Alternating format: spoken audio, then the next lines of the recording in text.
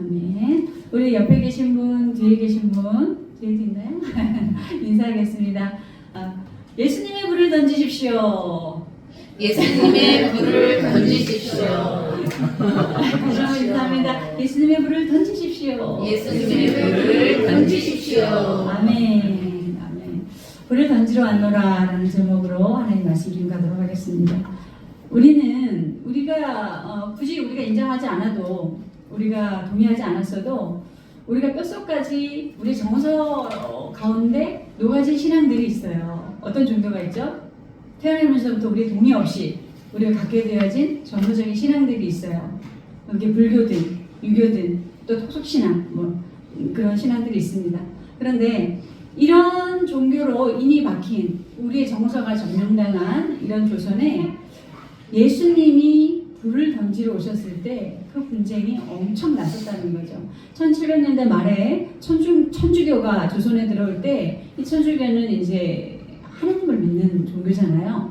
우리가 카톨릭하고 기독교, 우리 개신교하고 좀 다른 부분이 많은데 나중에 이제 오후 예배를 통해서 내내 제가 좀 이렇게 자세히 말씀드리도록 하겠습니다.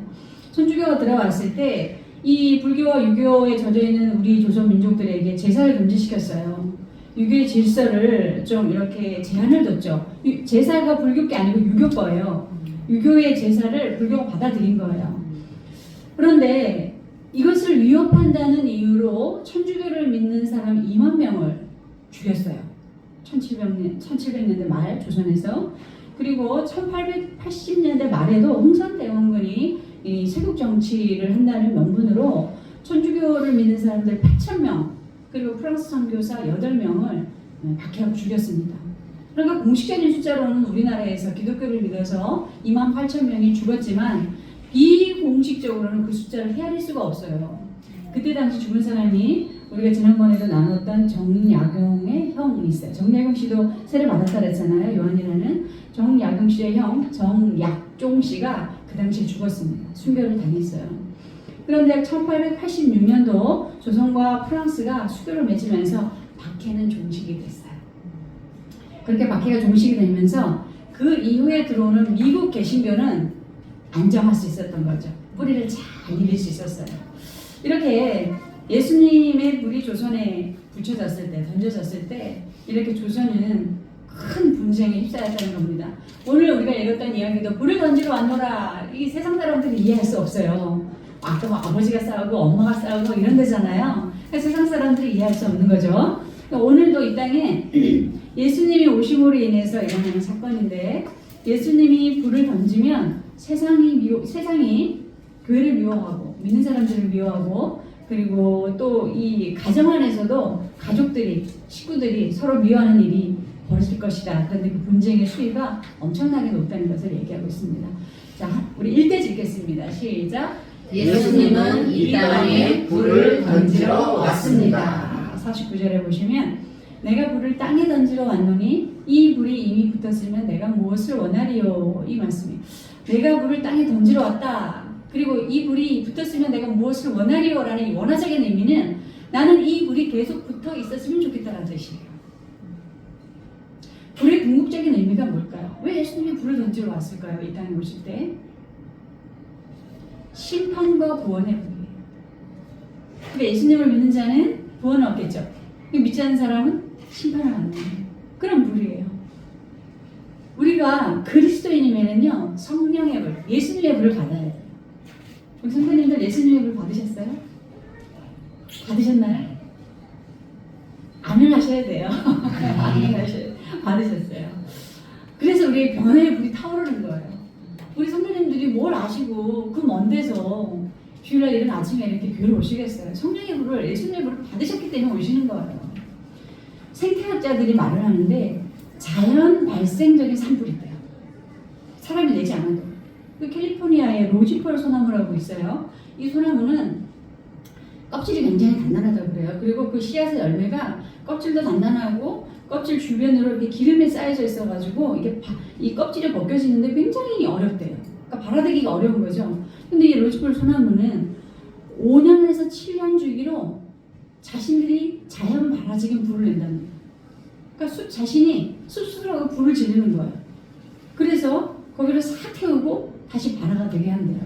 왜 그런가 하면 이게 우리가 산에 가서 보면은 등산할 때 산에 나무 기둥들이 이렇게 기둥이 굵은 건 길고 이렇게 큰 나무들은 해를 잘 받아서 그렇잖아요.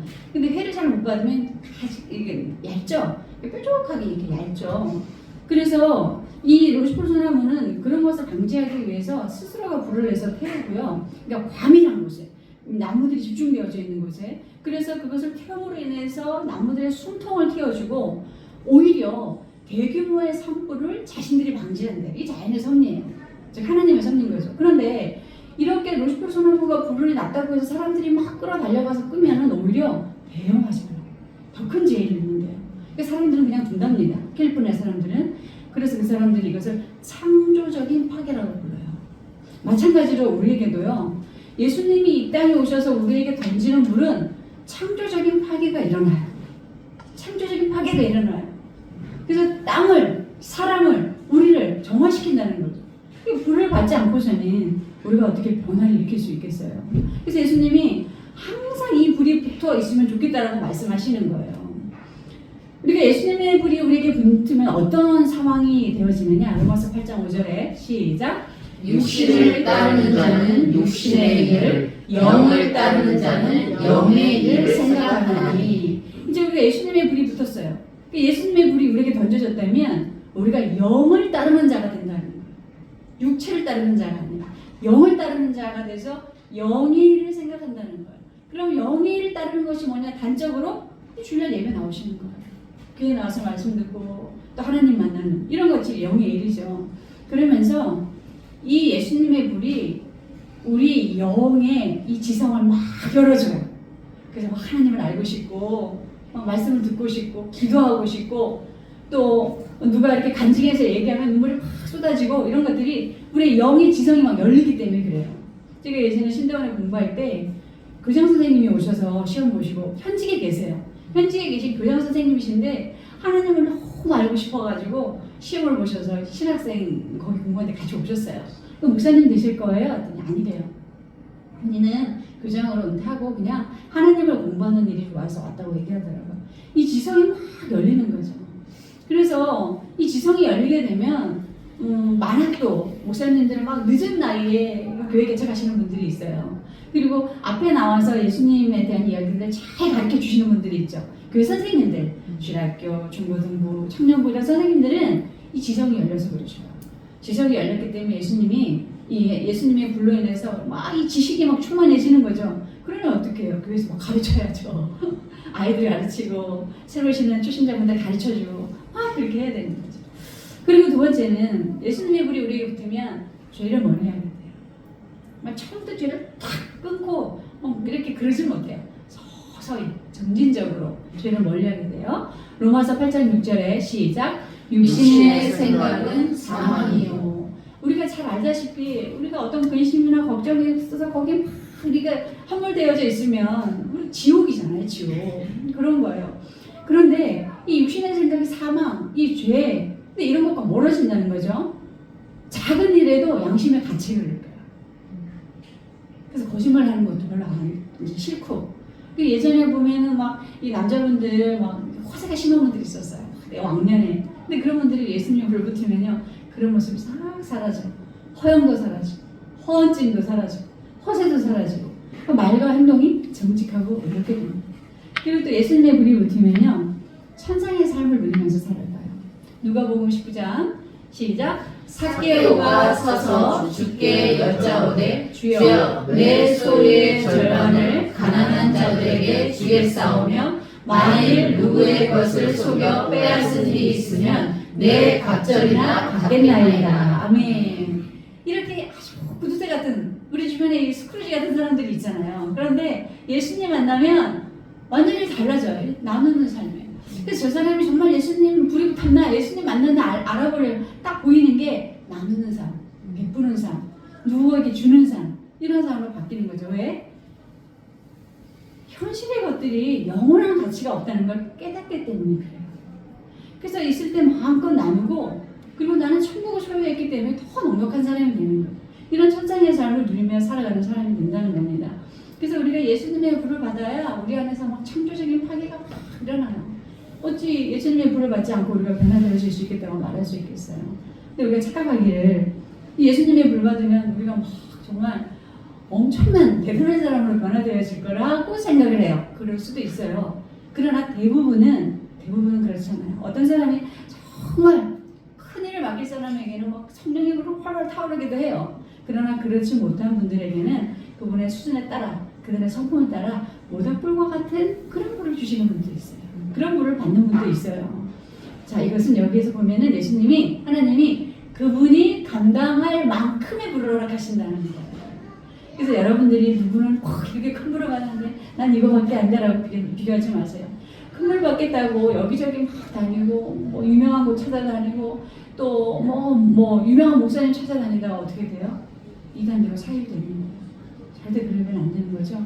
우리는 불의 크기가 중요한 게 아니라 내가 불을 받아서 지금 변화의 과정이 있느냐, 내가 지금 변화되어져 가고 있느냐, 그게 중요한 거예요. 우리가 예수님께서 불을 던지러 오셨다 하셨으니까 불 받은 우리가 정말 그 불을 받아서 창조적인 파괴가 일어나시길 주님의 이름으로 축복합니다. 두 번째 대지 읽겠습니다. 시작. 이 불은 분쟁하게 합니다. 예수님이 예수님의 불을 땅에 던질 때, 이 땅에 던질 때 화평으로 던져요. 화평하게 하겠다고 던져주셔요. 그런데 오히려 사람들은 분쟁합니다. 저항해요. 왜? 내가 바라는 화평이 아니기 때문에. 예수님이 주시는 내가 바라는 화평이 아니기 때문에. 예수님의 화평은, 예수님의 불은 이 땅에 부패하고 타락하고 공의롭지 못하고 정의롭지 못한 것들은 막 태운단 말이에요. 근데 세상은 어때요? 공의롭지 않아도 돼요. 정의롭지 않아도 돼요. 그냥 내 배에 부르고 내가 좀 넉넉하고 내 유익 이런 것을 따지기 때문에 예수님이 주시는 화평을 그다지 원하지 않는다는 거예요. 그래서 우리가 곰곰이 생각해 보면 예수님이 들어간, 기독교가 들어간 어느 나라든 분쟁과 저항이 끊이지 않는다는 사실입니다. 이스라엘에 예수님이 어디서 태어나셨어요? 이스라엘 땅에서 태어나셨잖아요. 근데 예수님이 어디서 죽으셨어요? 이스라엘 땅에서 죽으셨잖아요. 예수님이 이스라엘에서 태어나셔서, 말하자면 예수님이 자국 땅에서 태어나셔서 자국민들을 구원하시겠다 오셨는데 그 자국민들을 예수님이 십자가에 달아 죽였어요. 이게 큰 분쟁이죠. 그리고 로마도 400년 동안 기독교를 박해했어요. 기독교가 들어간 그 시점부터 400년 동안 예수를 믿는 사람들, 기독교를 박해했고요. 일본도 우리보다 먼저 예수님이 기독교가 들어갔어요. 그런데 일본이 얼마나 이 기독교를 박해했느냐면 지금 전 세계적으로 복음이 들어가기에 가장 어려운 나라가 일본 선교예요. 그리고 중국도 우리보다 먼저 예수가 들어갔죠. 우리 중국을 통해서 우리가 예수님을 믿게 되었으니까 중국도 우리보다 먼저 예수님을 받아들였지만 지금 중국에서 선교사들을 다 추방했어요. 거기 사회주의잖아요. 공산주의로 지나는 이제 사회주의인데 자유주의도 있죠. 섞여 있어요. 그런데 선교사들을 다 추방했어요. 저희 교단에서도 중국 가서 선교하시는 교수님들, 목회자분들이 다 추방당해서 지금 다 그냥 외곽으로 변두리로 돌고 계셔요. 그러다 보니까 이 교수님들은 교수 사역해야 되고 복음을 전해야 되는데 어떡하냐, 제주도에다 땅을 사가지고 제주도에 캠프를 마련했어요. 선교 캠프를. 그래서 중국에서 배우러 오시는 분들이 있으면 그쪽으로 이동을 해서 거기서 배워서 이제 중국으로 들어가는 거예요. 장군이 들어가서 선교를 하는 이런 시점에 있고, 국가는 말할 것도 없죠. 국가는 기독교인들 많은 사람, 기독교 믿는 사람들은 다 잡아서 막 고문하고 학대하고 죽이잖아요. 현재 가장 기독교가 핍박받는 나라가 어디예요? 그 유튜브 많이 접하면 아실 텐데. 지금 나이지리아가 난리 났어요. 나이지리아가 막 그 군인들이 그 기독교 믿는 사람들을 다 총살하고 난리가 났어요. 그래서 나이지리아에서 트럼프 대통령에게 요청을 하고 도와달라고 요청을 하고 있습니다. 그렇다면 기독교가 들어가는 나라는 왜 이렇게 분쟁을 해야 할까요? 왜 이렇게 분쟁을 해야 될까요? 사단의 영이 그 나라에서 왕노로 타오기 때문이에요. 세상의 영이 그 나라를 붙잡고 있기 때문이에요. 국가마다, 나라마다 붙잡고 있는 세상의 영들이 있어요. 근데 그 영들이 사단의 영들이라는 거죠. 그러니 발악하며 분쟁합니다. 세상의 영이 장악하고 있는 나라는 어떤 나라인가? 전도서에 보면요. 시작. 눈은 보아도 족함이 없고 귀는 들어도 가득 차지 아니한다. 만족을 모르는, 사단의 영은 사람에게 만족을 모르는 그런 미혹을 하고 있다는 거예요.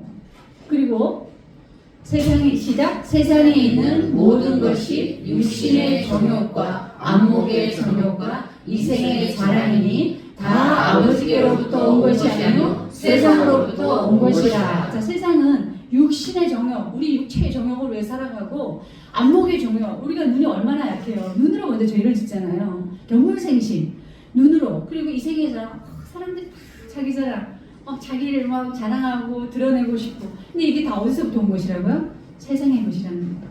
근데 사단의 영, 어둠의 영이 사람들이 이렇게 세상적으로 살아가도록 계속 몰아가고 있어요. 치열하게 경쟁하고, 치열하게 돈 벌고, 치열하게 성공하라고 미혹하죠. 우리가 실제로 살아가면서 지금 우리 시대, 동시대에 살아가는 자신의 그 성공과 출세를 위해서 성공과 출세를 위해서 수단과 방법을 가리지 않았던 사람들을 우리가 보고 있잖아요. 그들의 자멸을 우리가 지금 지켜보고 있잖아요. 배후에서 사단이 그렇게 조종하기 때문에 그래요. 사단이 조종하고 있기 때문에 그래요. 이런 사단이 왕노릇하는 나라에 예수님께서 뭐라고 하셨냐면 내가 길이요 진리요 생명이라 이렇게 얘기하셨어요. 그리고 나를 믿는 자는 영원히 죽지 아니하리라. 이런 불을 던지시니 세상이 분쟁을 할까요 안 할까요? 분쟁을 하는 거예요. 하나님은 이런 세상에 이렇게 분쟁해야 되는 세상에 우리 교회를 세우셨다는 거예요. 여러분들 분쟁할 준비 되셨어요? 준비 안 되셨죠? 가구적이면 분쟁 안 하고 갈등 다툼 없이 살고 싶잖아요. 그런데 교회는 그럴 수가 없어요. 왜? 절은 어디에 있어요? 도심 한복판에 있는 절 우리가 종종 보긴 하지만 대개는 어디 있어요? 산에 있어요. 그들은 분쟁을 원하지 않아요. 산에서 자기들만의 그냥 도딱 끝나는 게 그들의 인생이에요. 그러나 하나님은 이 도심 한 가운데 교회를 세웠어요. 왜? 세상과 분쟁하라고. 예수님의 불을 던지라고. 진정한 화평을 주라고. 도심 한복판에 우리 더누리교회를 세우셨다는 거예요. 그러니 우리가 세상과 분쟁할 수밖에 없는 그 사실을 유념해야 되고 살아가는 내내 무시나 멸시를 당해도 우리가 당연히 여기셔야 돼요. 왜? 가짜들이 자꾸 시비를 걸어오거든요. 우리에게. 제가 신학교 다닐 때 보면 여기 성주성이라고 있어요. 들어보셨어요? 성주성은 근데 그림 좀 신앙스럽죠? 거룩한 성자예요. 그게 신성하다 한테서. 그러다 보니까 그 무당이나 점 보시는 분들이 산에 태가 너무 기분이 너무 좋다는 거죠. 거기에 막 경주를 쫙 물려 있어요. 그리고 그 꼭대기에는 신학 대학원이 있어요. 그러니 얼마나 이 기가 막 얼마나 싸워 되겠어요. 근데 저는 그걸 잘 모르고 학기가 얼마 지나지 않아서 학생들하고 이제 모임이 있어가지고 약속하고 이제 어떻게 모입시다 해서 시간이 덜 됐길래 제가 이제 한가쯤 집 앞에 이렇게 서 있었어요. 서서 이렇게 기다리고 있는데 그 집 앞에 집 문을 열고 그 어떤 사람이 딱 나오더니 저를 이렇게 막 부르는 거예요. 이렇게. 다시 들어가더라고요. 근데 좀 다시 나오더니 이만한 바가지에 소금을 들고 나와가지고 소금을 제 있는 자리에 막 뿌리는 재수없다고. 재수없다고 왜 여기 서 있냐고 그러면서 저쪽으로 가라고. 그래서 제가 너무 놀랐어요. 어떻게 거기 있겠어요. 소금 세례를 받았는데 딴 데로 갔죠. 그래서 만나서 그 얘기를 해줬더니 이 마귀들이 귀신들이 안 되는 거예요. 벌써 하나님의 영을 가진 사람이 이 자기 집 앞에 있으면 견디지 못한다는 거예요. 그래서 소금 세례를 받은 적이 있어요. 요한복음 16장 보시면 시작. 세상에서는 너희가 환난을 당하나 담대하라. 내가 세상을 이겨노라. 요한복음 시작. 하나님께로부터 나신 자가 그를 지키심에 악한 자가 그를 만지지도 못하느니라. 아멘. 우리는 분쟁 가운데 예수님의 불을 던지라고 여기다 주셨어요. 아무리 우리에게 소금을 던지고 아무리 우리를 멸시하고 무시해도 어떻게 해요? 악한 자가 그를 만지지도 못한대요. 우리를 지켜주신다는 거예요. 그래서 여러분들이 계시는 그곳에서 분쟁이 생기면 분쟁에 맞닥뜨려서 하나님 앞에 기도하시고 이겨내시면서 우리가 정말 있는 이곳에서 예수님의 불을 던지는 그러한 우리가 되게 주님의 이름으로 축복합니다. 네. 세 번째 되짚겠습니다. 시작. 이 불은 가족도 분쟁하게 합니다. 예수님의 불, 정말 예수님을 믿게 되면 예전에 다툼이 없던 가족들도 막 다투게 돼요. 가정에 막 분란이 일어나요. 왜 그럴까요? 오늘 우리가 말씀에서 읽었듯이 52절 53절 보시면 이부터 한 집에 5사람이 사는데 분쟁하는데 색깔 둘이 나눠지는 거예요. 둘과 셋이 나눠지고 아버지와 아들이 나눠지고 아들이 아버지와 나눠지고 어머니가 딸이 어머니와 시어머니와 며느리와 시어머니가 막 분쟁한다는 거예요. 가족 가운데 막 분쟁하고 싸우는 일이 나요. 왜 그러냐면 가정의 우선순위가 바뀌기 때문이에요. 그 이전에는 우리 가족끼리만 사랑하면 됐어요. 가족끼리만 아껴주면 됐어요. 그런데 이제 우리에게 예수의 불이 가정에 던져지면 어떻게 되냐면 마태복음 10장 30절 시작. 아버지나 어머니를 나보다 더 사랑하는 자는 내게 합당하지 아니하고 아들이나 딸을 나보다 더 사랑하는 자도 내게 합당하지 아니하며. 여기서 나는 누구예요? 하나님이에요. 왜 하나님은 당신만을 더 사랑하고 당신만을 1순위로 사랑하라고 하실까? 이러니까 가정에서 막 분열이 일어나는 거예요. 예수 믿는 한 사람이 들어와서 막 이제 교회 나가고 이제 어디 뭐 놀러도 못 가고 가정 행사에 참여도 못 하고 이러니까 아버지가 막 딸을 구박하고 아들을 구박하고 교회에 미쳤다, 예수에 미쳤다 이러면서 막 분쟁이 나는 거죠. 왜 그런 걸까요? 하나님의 사랑이 먼저 되어야 되기 때문에 사랑의 순서가 바뀌니까 그래요. 자, 그런데 우리가 그러면 그게 옳은 겁니까? 라고 우리가 질문할 수 있겠죠. 우리가 세상에서 보면은 자기 자식, 딸 성공시킨다고 정말 죽어라 공부시킨 아이들이요. 요새 공부 잘하는 애들이 대부분요 우울증 약 먹어요. 그리고 더 심하면 공황장애 있고, 제가 대학교 그 학부생 애들 제가 그 상담하면서 애들이요 다 공황장애, 우울증, 조울증 약 먹어요. 수면제 처방받아서 약 먹고요. 그런데 그 아이들이 어떻게 컸겠어요? 돈이 없어서 못 큰 거 아니에요. 가족들이, 부모들이 너무 아이들을 잘못 키운 거예요. 그런데 우리가 하나님 안에 있으면 아이들을 그렇게 키우라고 하나님 가르치지 않으세요. 하나님의 사랑을 먼저 알면 그 아이를 어떻게 키워야지 성경에 다 나와 있어요. 다 가르쳐 주세요. 하나님 잘 믿는 그런 가정의 아이들은 정말 하나님의 말씀대로 키우기 때문에 그렇게 문제가 생기지 않는다는 거예요. 그리고 또 특히 이 가정 안에 다른 종교를 가지고 있는 불교나 또 뭐 제사 지내는 이런 집안에 예수님이 들어오면, 기독교가 들어오면 또 막 싸움이 나고 난리가 나잖아요. 예전에 저희 막내 오빠가 저한테 그때 오셨던 막내 오빠가 이제 예수님 믿기 전에 아주 오래전에 제가 이제 결혼해서 살 때 저한테 전화해서 너는 제가 말씀드렸나요? 엄마 제사도 안 내려오고 제사도 안 지내고 부러워서 제가 막 전화해대고 저는 이제 형제들한테 대대로 싸우고 그런 성품이 못 돼요. 근데 그때는요 막 용기가 나는 거예요. 그 전화해대고 막내 오빠한테 그래 소리 질렀어요. 죽은 귀신한테 왜 저러냐고, 그 제사에서 뭐 우리가 덕보냐고, 예수 믿어야 된다고. 저는 정말 관계가 깨어질 걸 각오하고 막 소리를 지르고 싸웠거든요. 그 사람은 예수를 믿게 됐어요. 예수님을 믿게 됐어요. 이게 분쟁이잖아요. 이게 분쟁이에요.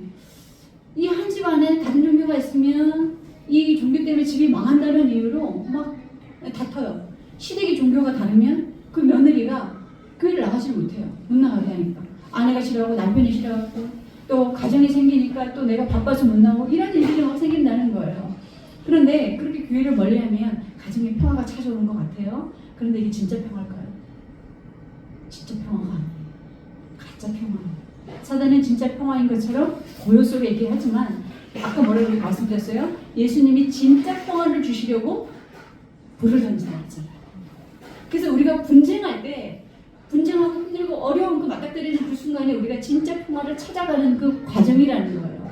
디모데전서 6장에 보시면 시작. 믿음의 선한 싸움을 싸우라. 영생을 취하라. 이를 위하여 내가 부르심을 입었고 많은 증인 앞에서 선한 증거를 하였도다. 선한 증거를 증거하였도다. 그러니까 여러분들이 믿음의 선한 싸움을 싸우기 위해서 이 자리에 부름을 받았다는 거예요.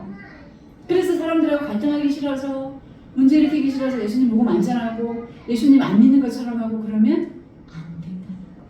사단이 주는 가짜 평화에 미혹된다는 거예요. 예수님은 우리를 구원하시려고 당신이 십자가에 달려 죽기까지 싸우신 겁니다. 제가 아시는 어느 목사님은 조선정 목사님이세요. 근데 남편분이 믿지 않아요. 지금도. 그래서 어렵게 목회하는 동안 남편이 막 칼을 들고 이거 계속 이런 식으로 하면 나는 자살해버리겠다. 그러면서 협박도 하시고 이 건물에서 뛰어내려버리겠다. 협박 아파트에서. 그래서 그렇게 막 하셨어요. 그런데 그래도 이 여자 목사님이 굴하지 않고 끝까지 하나님 믿고 기도하면서 이렇게 목회하면서 만약에 제가 목회하는데 김재석 집사가 불신자라고 하면서 얼마나 힘들겠어요. 그럼 우리 성도님들도 아마 안 오실 수도 있어요. 아직 못 오셨을 수도 있고. 그런데 그걸 계속 감내하면서 기도하면서 왔는데 어느 날 교회를 개척하게 될 때 이 남편이 어떤 하나님의 감동을 주셨는지요. 아파트를 팔아서 상가 건물 사서 교회를 개척하자고 그렇게 마음이 맞은 거예요. 그래서 지금 상가 건물이 65평이라고 쓰더라고요. 거기 가봤어요. 거기서 안에 이제 방에서 사시고요. 이렇게 예배당, 주방, 교육관 이렇게 있어요. 지금도 예수님을 그렇게 잘 믿어서 막 그러진 않아요. 아직도 좀 미지근하세요. 그런데도요, 그분이 선한 싸움을 싸웠기 때문에 지금의 이런 일들이 일어난 거예요. 저도 가정에 고난이 없었겠습니까? 숱한 고난이 있었죠. 그런데 어떻게 해요? 저도 김찬석 집사도 믿음의 선한 싸움을 싸웠기 때문에 우리가 여기까지 온 것입니다. 신앙의 분쟁이 났을 때 항상 기억해야 될 것은 우리가 보여지는 현상적으로 상황적으로는 갈라지는 것 같고 깨지는 것 같고 다 무너지는 것 같아요. 그러나 아니에요. 그 과도기라는 거예요. 과정이라는 거예요. 하나님께서 진정한 예수님의 화평을 주시려고 저와 여러분들을 가정에 그곳에 세우셨다는 사실을 기억하셔야 합니다. 내가 전하는 복음으로 인해서 누군가는 헤어질 수도 있고 누군가는 멀어질 수도 있어요. 그러나 이것은 정말 진짜의 평화를 얻기 위해서 우리가 고된 과정을 거쳐가는 것이에요. 우리가 계속해서 믿음의 선한 싸움을 싸울 때 우리가 계속해서 이 고된 이 분쟁에 이 힘든 어려움 앞에 우리가 주저하지 않고 포기하지 않고 그 선한 싸움을 싸워갈 때 하나님께서 하나님의 때가 되면 그들을 주님께로 돌아오게 하신다는 거예요. 하나님의 시간에 돌아오게 하신다는 거예요. 그래서 우리는 항상 우리에 있는 그 가정에서 우리가 있는 그 처소에서 그 자리에서 예수님의 불을 던지며 살아가시길 주님의 이름으로 축복합니다. 사도행전 16장의 시작. 주 예수를 믿으라. 그리하면 너와 내 가족이 구원을 얻으리라. 아멘. 제가 머스킹 전도 이렇게 할 때 혼자 이렇게 요 앰프 가지고 전도할 때요, 찬양 이렇게 하면서 항상 저 말씀을 선포했어요. 길거리 가시는 분들, 차 타고 가시는 분들 이렇게 내려주실 때 와 이러고 가세요. 이러고 가세요. 얼마나 힘들겠어요, 저 혼자 찬양하면서. 제가 말씀드렸죠, 막 그래 맞을 뻔도 했다고. 그런데도요, 그 하나님이 선한 싸움을 싸울 힘을 주셔요. 용기를 주세요. 그러면서 제가 저 말씀을 항상 선포했어요. 하늘에도 선포하고 산에도 선포하고 길에도 선포하고 지나가는 사람들에게도 선포하고 그랬다는 거예요. 여러분들도 있는 자리에서 이 말씀을 선포하시길 바래요. 기도하실 분 있으면 또 말씀 나누실 분 있으면 주 예수를 믿으라. 그러면 너와 내 가족이 구원을 얻으리라. 아멘. 이 말씀을 선포하시길. 그래서 불이 떨어질 때에 여러분들에게 분쟁이 휘말린다면 분쟁 앞에서도 믿음의 선한 싸움을 싸우시고 정말 주님이 주시는 진짜 평화를 저와 여러분들이 얻으시길 주님의 이름으로 축복합니다. 우리 함께 기도합시다.